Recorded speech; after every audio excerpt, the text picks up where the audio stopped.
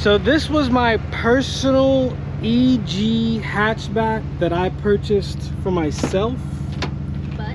And I loved every moment of it. It had 36,000 kilometers.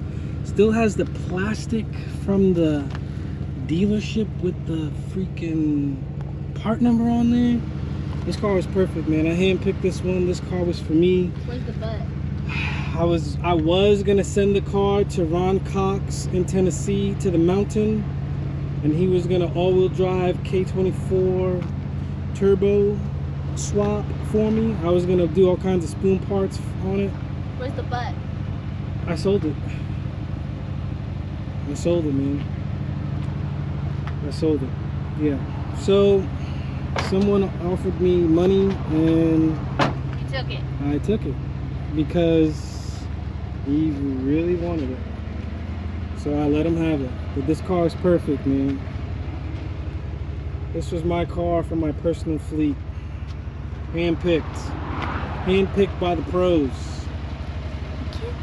Yeah. Either way, this one's going to the port. Are you gonna be sad? I send him crying emojis every day.